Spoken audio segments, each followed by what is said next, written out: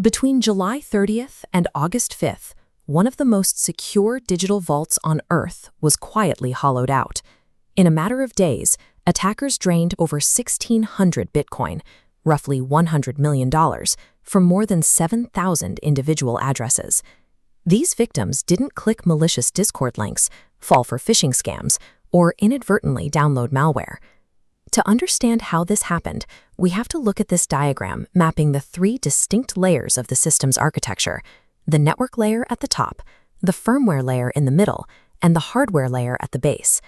As we will see, perfectly isolated hardware offers zero protection when the underlying firmware stack compromises the cryptographic foundation.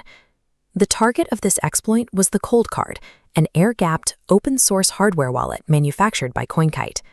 Hardware wallets are designed with a single dedicated purpose: to generate and store private keys on a device that never connects to the internet. We will deconstruct how a single C compiler directive error bypassed this isolation by disabling physical entropy generation. This localized firmware failure then triggered an automated on-chain bidding war, allowing attackers to front-run victims trying to save their own money. In a public blockchain ecosystem, a strictly isolated local hardware defect instantly becomes a global adversarial network problem. A Bitcoin private key requires exactly 128 bits of true, unguessable entropy to remain secure. The search space is so massive that even trying a billion guesses per second, the universe would end before you cracked a properly generated seed phrase. The Coldcard's firmware runs on MicroPython, which ships with a basic pseudo-random number generator intended for simple, non-security critical tasks. Knowing that basic generator was insufficient, CoinKite engineered their own true random number generator, specifically designed to harvest genuine randomness from the physical environment.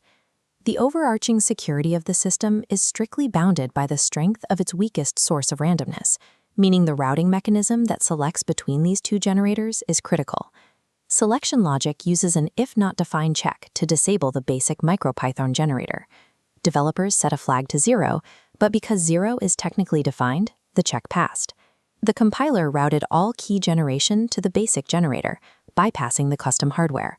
The firmware compiled perfectly. Devices shipped to users and operated smoothly for 5 years with a broken cryptographic engine. A single, technically valid but contextually flawed integer assignment effectively turned off the physical security hardware at the center of the product. MicroPython's basic number generator expects an operating system to provide ambient entropy, random noise from mouse movements and disk activity, but hardware wallets lack an OS. Executing on bare metal architecture means there is zero ambient system noise to collect. Starved of external noise, the generator defaults to the only readable inputs it can find: the device's static serial number and an internal system timer. Serial numbers and timers are entirely deterministic. This predictably fixed input severely constrains the possible variations the generator can output. Instead of guessing against the atoms in the universe, an attacker only needed to scan through a small, predictable combination of timers and serial numbers. Running OS-level software on bare metal architecture without strict constraint checks collapses an impossible cryptographic search space into a trivially guessable loop.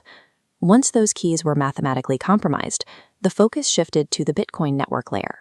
Because a private key cannot simply be rotated, compromised funds must be transferred to a new address via an on-chain transaction.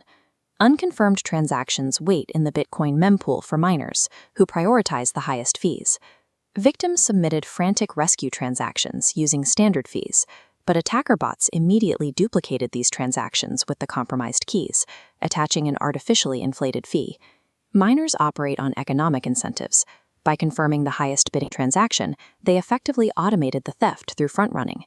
In a public, decentralized network, complete transparency becomes a fatal weapon when an adversary holds your private keys and controls automated capital. The final mitigation strategy required abandoning the normal rules of the network. The only mathematical way to beat the front-running bots was to hide the rescue transaction from the public entirely. Victims had to transmit their transactions out of band, sending data through private channels instead of broadcasting it to the open arena. These private rescue transactions were submitted directly to closed, centralized mining pools, capable of quietly including the data in the next block. Because the automated bots never saw the transaction waiting in the public mempool, they could not generate a competing bid.